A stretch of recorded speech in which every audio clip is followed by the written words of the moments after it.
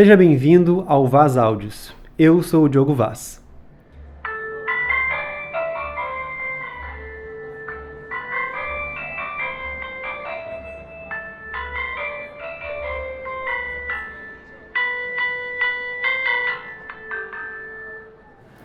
Olá, boa noite.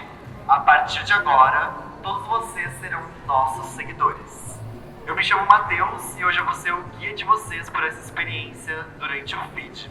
Então agora, nós vamos fazer um pequeno teste para ver se isso vai funcionar e vamos até o quarto andar para a primeira sketch. Posso contar com vocês? Sim! Mas eu quero um pouco mais alto, gente. Eu posso contar com vocês? Sim! Isso aí, eu quero reverberar pelas paredes aqui, tá? Então, com muita animação, me sigam até o quarto andar pelas escadas. Caso alguém tenha alguma limitação de movimentação, claro, pode pegar o elevador até o quarto andar, tá bom? Podem me seguir.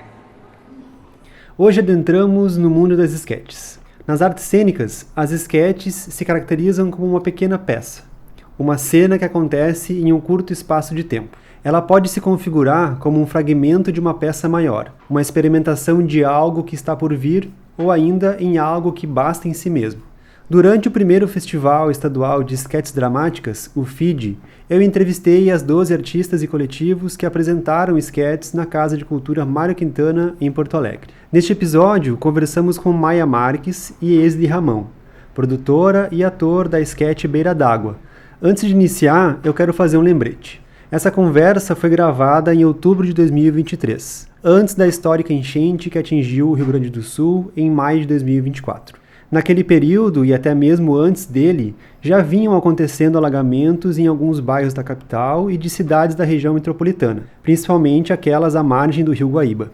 A esquete Beira d'Água mergulha nesse tema e, de alguma forma, anuncia relações e questionamentos que envolvem o contexto local das regiões afetadas pela enchente e que ainda reverbera consequências no nosso estado. A gente pode começar com você se apresentando, quem vocês são, o que fazem, de onde vêm. Eu sou a Maia Marques, sou integrante e fundadora da Espiralar em Cruza, que é a proponente dessa sketch hoje. Sou atriz, sou produtora. Eu sou Esli Ramão, eu também sou um dos cofundadores da rede Espiralar em Cruza. Sou arte educador, ator, faço várias coisas, além da sala de ensaio e da sala de educação mesmo assim. E hoje eu vou estar sendo um dos atores do Beira d'Água. Essa sketch, ela tem 4 pessoas envolvidas. Tem o Gabi Farias. O Gabi Farias escreveu o texto da sketch, a dramaturgia. É um fragmento do que a gente vem experimentando, do que a gente vem preparando para esse próximo espetáculo da rede. Bem, atuando junto com ele tem a Letícia Guimarães, que é também cofundadora da Espiralar em Cruza. Também trabalho como atriz nesse espetáculo, mas também faço a produção dele. Ela que foi imprimir os textos, ela que falou com a gente sobre figurinos, ela que estava pensando em horário de ensaio, assim, bem produzivo, assim, eu e a Leite, a gente, como rede, a gente estava ali sabendo o que estava acontecendo, mas a Maia que teve vários disparadores, assim, para que isso acontecesse, assim. Imagino que nos trabalhos, no geral, muitas vezes acontece isso no espaço artístico de criação, essa dupla função, tripla, sei lá, né? Então, como que é pra vocês isso, assim, né? Como é que é esse processo de criação enquanto ator, atriz, enquanto produtor, produtora e outras funções que possam existir, né? Falando da Espiralar em Cruza, todo mundo tem uma atividade no qual se dedica durante o dia inteiro, a semana inteira. Pelo menos falando na minha perspectiva de quem escreve o projeto, envia o projeto, depois produz o projeto, atua no projeto. Isso tem que separar bem para não dar uma pirada também, né? Sim. Mas assim, eu acho que a gente tenta lá na Espiralar também, como a gente nesse momento a gente não pode contratar uma pessoa de fora, né? Que seria o ideal. Sim. Mas a gente muito fez produção, desprodução, atuação. Então é uma coisa bem complicada, que a gente tenta que não seja assim, mas às vezes a gente sabe que precisa ser assim. E para que os projetos possam acontecer. Mas é uma tripla jornada, assim, né? Sim. E se tu considerar com as tuas outras atividades, então é uma jornada quádrupla. Não, eu ia falar que a gente vai, enquanto rede, também olhando a demanda do outro, assim, às vezes a gente divide, agora neste momento eu posso catar um edital, né? Eu posso fazer a produção. Galera, nesse momento eu só vou conseguir atuar, mas logo menos, assim que possível, e a demanda ficar menor, a gente posso estar me deslocando para um outro espaço também. Vocês podem falar um pouquinho da rede? Quem são? A rede Espiralar em Cruza é uma rede de artistas negras e negros de Porto Alegre e também da região metropolitana. Então a gente tem colegas de São Leopoldo, eu que sou de Guaíba. A gente se encontrou na graduação em teatro, na URGS, e a gente se uniu a partir da criação do espetáculo Sobrevivo Antes que o Baile Acabe, que é um espetáculo, enfim, que coloca na cena, coloca em fricção, como a gente gosta de falar, as relações étnico-raciais, com recorte específico para a capital gaúcha, para o estado do Rio Grande do Sul, mas de forma bem ampla, trazendo as nossas referências, né? Um espetáculo construído, a dramaturgia construída em sala de ensaio. Sempre eu acho importante reforçar, né, e pensar que foi no período de isolamento, assim, que a gente para pensar no nosso saber, na nossa arte e como fazer ela, né, de forma distante. A gente até coloca isso que a gente decidiu se chamar de essa coletividade de rede, numa metáfora mesmo, num lugar de que uma rede que uma pessoa apoia a outra, um conhecimento, um saber, vai ajudando o outro e tudo isso somado vira uma grande coisa que a gente consegue, sabe, disputar alguma coisa. A gente consegue, dentro desse formato de rede, se segurar mesmo, se manter fazendo teatro, fazendo artes cênicas, performance. Cada uma das 6 pessoas, né? Eu, Maia Marques, Esli Ramão, Gabi Farias, Letícia Guimarães, Cira Dias e o Felipe Coutinho. A gente sabe que cada uma, separadamente, tem uma potência, sabe? Então tem uma que tem um olhar visual muito maluco, e a outra que tem muita coisa da direção, outra que tem um foco muito maluco na atuação, a outra que produz, a outra que consegue escrever muito bem. Sabe que sozinha a gente já seria muito boa, a gente já conseguiria fazer o nosso trabalho, a gente tocaria individualmente, mas a gente só é o que é pelo coletivo, pela rede e por a gente se fortalecer juntas. E é muito bom, falando em rede, que nem sempre são 6 juntos, né? Que é o caso de hoje, né? Às vezes 3 pessoas podem, então nós 3 a gente vai pegar e os outros estão a par de tudo que está acontecendo. E esses 2 termos que podem parecer distantes, mas que eles, pra gente, fazem muito sentido, que é espiralar e essa encruzilhada, que é justamente o nosso encontro. Quando o Felipe Coutinho nos convida para fazer esse espetáculo, ele fala que ele queria pesquisar a atuação pensando em Exu como essa energia que pode ser colocada na atuação. Ele desenvolve toda uma pesquisa em cima disso, né? E também a gente vai para esse lugar, assim, né? Enfim, na rede a gente tem várias pessoas que são de Umbanda, que são de religião de matriz africana. Então, isso também tudo, né?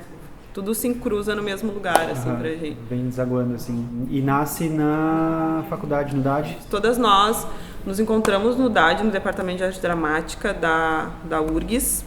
Eu me lembro que teve uma época que falaram que tinha 200 e tantos alunos no departamento e 17 eram negras. Nesse contexto, quando o Fio convidou a gente, eu falei, que loucura, isso pode ser muito legal.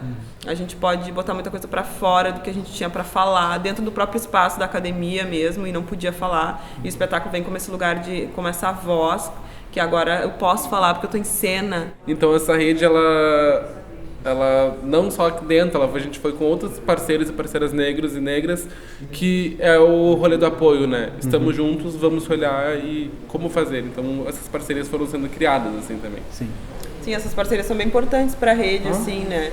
Seja com Preta Go aqui, né? Outros artistas também. E a gente também tem uma parceria muito bem legal em São Paulo, que é o Eugênio Lima, diretor do coletivo Legítima Defesa. Eu lembro de conhecer o trabalho da Maia e do Esli e das outras artistas da Espiralar em Cruza a partir do espetáculo Sobrevivo, Antes que o Baile Acabe. Lembro de fotografar um ensaio/prova de figurino em julho de 2019 e uma das sessões de estreia da peça em outubro do mesmo ano. Esse espetáculo, como se refere a Maia, fricciona as relações étnico-raciais. Do meu lugar, foi justamente isso que eu senti ao assistir, um tensionamento necessário ao corpo branco. A partir desse espetáculo, o primeiro da rede, conversamos sobre as suas reverberações e de outras produções que vieram na sequência. Tu falou de Sobrevivo, né? Dessa coisa de que assistiu Sobrevivo, que ele realmente fricciona, né? Tipo, a relação ali no mínimo da coisa, no detalhe. Às vezes a gente parece que é tudo muito grande, porque a gente literalmente bota o dedo na cara para falar umas verdades que as pessoas precisam ouvir. Aí depois disso a gente fez várias coisas, né? A gente organizou o Verafro, né? Que foi um festival que a gente fez em 2021, junto com o Pretagô, uma coletividade negra bem conhecida assim no Brasil, no Rio Grande do Sul, também aqui em Porto Alegre. A gente conseguiu o incentivo da Aldir Blanc. A gente botou obra na rua, exposta, a gente fez oficina, a gente fez entrevista, a gente passa pelo audiovisual. E aí quando a gente, agora aqui já falando do feed também, dessa sketch que a gente vai apresentar hoje do Beira d'Água, a gente pensou em quebrar com toda a expectativa que as pessoas imaginam sobre a Espiralar em Cruza. Uma coisa que a galera não viu, assim. É surpresa, é uma surpresa. Surpresa, sim. A gente tá bem animada, realmente a gente trabalhando, já tá trabalhando nisso há um tempo. A ideia é dilatar o próprio tempo de fazer ele também. Vocês podem esperar se surpreender total, assim. Essa sketch de hoje é só um tiragosto bem, que a gente também não quis entregar muito, mas o clima vai dar para sentir. Sim. Eu tenho visto muitos espetáculos com a temática água. Hoje ainda a gente vai ter na programação do feed a sketch Água Sal. Há pouco eu mesmo estava num trabalho de experimentação sonora e visual que chamava Água Viva.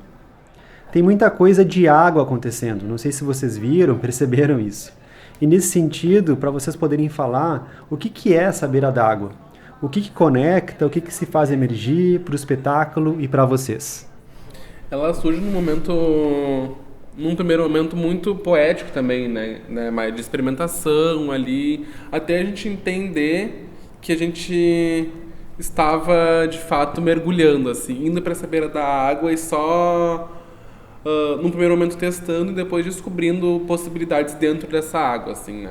Nosso corpo como esse lugar que é aquático, assim, nosso corpo como esse lugar que se move bastante, mas tem uma questão desse lugar capital, assim, né? Esse lugar, muitas coisas na volta, o concreto que está surgindo, o barulho, o trânsito, as pessoas passando, e a água também vai levando isso. Como chegou nessa beira da água, o que fez a gente chegar nessa beira da água? Nesse trabalho, a gente deu uma aprofundada em algumas coisas que já eram muito relevantes assim pra gente. Eu digo pessoalmente porque eu sempre tive essa relação de vir de Guaíba e ver o rio, né? Agora é mais nítido a gente ver que o rio totalmente invadiu tudo ali, né? Mas nesse trânsito mesmo de ir e voltar de Guaíba todo dia, de tu ver que o que antes era um espaço ali verde, um espaço, né, que as pessoas viviam, tá pouco a pouco sendo ocupado também, como a cidade inteira, por construções, por coisas que vão beneficiar, no fim das contas, ou são planejadas para pessoas que têm grana, que têm acesso. São duas coisas, né? Água a níveis absurdos e outra coisa é a invasão dos prédios. Qual é a relação entre essas duas coisas? E eu acho que o espetáculo vai falar sobre isso, principalmente. Essas duas características principais, que é o aumento da urbanização e da construção da chegada cada vez mais absurda das empreiteiras, de gentrificação, de limpeza mesmo, dessa ideia de limpeza urbana, de limpeza das cidades, dessa ideia de que desses prédios enormes, dessas vistas, para quem são essas vistas, por quê e qual a principal relação de onde estão as pessoas, para onde estão sendo levadas as pessoas, onde a água está invadindo. Essa relação de que um prédio sobe, a água invade e as pessoas. Cadê as pessoas? Sabe? Quem pode, sobe. Quem pode, vai levantar esse prédio. Quem pode, vai estar no topo desse prédio e nem vai ver a água chegando. Enquanto tem um monte de gente que está sendo literalmente levada pela água. E a gente, né, agora sabe muito mais isso, está muito mais na nossa cabeça pelo que aconteceu agora aqui no Rio Grande do Sul. A gente vai falar sobre aquecimento global, a gente vai falar sobre desastres naturais, a gente vai falar sobre essa inércia que a gente fica ao ver isso, porque eu sou uma pessoa que eu passo, como eu te falei, eu passo todo dia ali nas ilhas. E agora que o nível do rio chegou a coisas absurdas, que não acontecia desde não sei quando, eu passei por ali e muitas vezes eu passava de ônibus e a gente fica olhando a água no teto das casas das pessoas. Fiquei, meu Deus, e olha a situação dessas pessoas, olha a vida dessas pessoas, a água está invadindo. E cadê a prefeitura? Cadê as pessoas para ajudar essas pessoas? Só que daí no outro dia, tu passa lá, tu vê de novo. E eu tô dentro do ônibus, porque eu trabalhei o dia inteiro e eu tenho que chegar na minha casa porque eu tenho que trabalhar mais um pouco. E aí no outro dia eu volto e passo e vejo a água mais, agora invadindo um pouco mais, um monte de criança, sem saber para onde ir, as pessoas botando lonas, improvisando barracas para passar aquela noite. A gente vai falar sobre essa inércia do ser humano mesmo diante desse alagamento, que, como ele falou, usou um termo que eu achei bem interessante, que é esse mergulho dentro da própria realidade de algo que está muito efervescente para a gente no Brasil, no mundo, que é um literal desespero, gente, a água vai invadir. E aí o espetáculo vai falar sobre isso. A água vai invadir. E o que acontece quando a água invade? Quem pode subir e ficar longe dessa água e quem não pode? Quem está trabalhando para que esses prédios fiquem lá, altos, concreto? Quem são as pessoas que trabalham ali, né? E como o capital influencia nesses corpos, né? Quem está se deslocando do extremo leste, extremo norte, para estar construindo um prédio onde é uma pinta que tem muita grana que vai ocupar. E no final do dia aquela pinta vai ter que ir embora de volta, sabe? Trabalhou o dia inteiro, não viu a família dela, não viu as coisas, não viu a vida dela passando, porque fica 2 horas dentro de um ônibus para ir, 2 horas para voltar, construiu um prédio onde ela não vai morar e vai embora de novo, assim. A margem, né, o tempo todo, né? Essa margem, essa beira tá acontecendo, né? No trânsito de ida e de volta. Sim. Então essa rotina de trabalho que ela margem também. A beira d'água enquanto margem também. Isso, a gente fala também muito, bem lembrado, amiga, a gente vai falar muito também sobre essa relação de trabalho, assim. A gente vai adentrar essa relação de quem está dentro desse prédio, né? Construindo essa vista pro rio, quem tem acesso ao pôr do sol, quem são as pessoas que trabalham para que isso possa acontecer, né? Pra gente, assim, questão de atuação e direção também tá sendo bem interessante pesquisar esse lugar de que é isso, é mais intro dessa vez. A gente quer isso, assim, realmente entrar dentro da situação que a gente tá vendo aqui no Brasil, assim. Toda semana tem um ciclone. Gente, se prepara para ciclone. 2 ciclones por semana. Não, acho que essa ideia de que, tipo, a coisa tá acontecendo. A coisa tá acontecendo e a gente quer que as pessoas vejam que a coisa tá acontecendo. A gente tá dentro aqui, a gente quer, sabe, que a pessoa entre e mergulhe com a gente dentro da nossa própria realidade, sabe? Da inércia e do que a gente pode fazer com essa realidade, assim, sabe? Então a nossa forma também de alguma maneira de contribuir com esse debate também é trazer pra cena isso, assim, sabe? Que é o nosso trabalho, de compartilhar com as pessoas também um pouco o que a gente tá pensando. Eu acho que o teatro tem esse lugar, assim, que é poder fazer isso. E abrir espaço também para pessoas sair refletindo sobre muitas coisas, né? Vai ser sobre saúde mental, vai ser a rotina de trabalho, vai ser sobre como esse meio ambiente a gente não está cuidando dele. Gente, acho que é isso, obrigado, da meia hora. A gente aqui viu, a gente vai falando. A gente gosta. Esse foi o segundo episódio do Vaz Áudios. Me segue no Instagram, @DiogoVaz, com 3 Es, para conferir imagens do ensaio de Beira d'Água no feed. Além disso, para você que ficou curioso, também teremos fotos do espetáculo Sobrevivo lá de 2019. Na sequência, seguimos as entrevistas com as artistas que apresentaram as sketches no festival. Segura que tem mais. Já aproveita e segue o Vaz Áudios no Spotify e no YouTube para não perder nada. O primeiro feed foi uma realização da Polvo Cultural, uma produtora independente e bar na Cidade Baixa, em Porto Alegre. Segue lá no Instagram para conferir a programação. @Polvo Cultural. Vale agradecer muito a Maia Marques e ao Wesley Ramão pela troca. Beira d'Água é uma proposta dramatúrgica do gênero suspense e que parte do movimento do teatro do absurdo. Sua realização é da Rede Espiralar em Cruza, com direção e dramaturgia de Gabi Farias, no elenco Letícia Guimarães e Wesley Ramão, com produção de Maia Marques. Segue lá, @Espiralar em Cruza. O podcast Vaz Áudios é uma produção de Diogo Vaz. A nossa vinheta é de Wagner Menezes. Um beijo!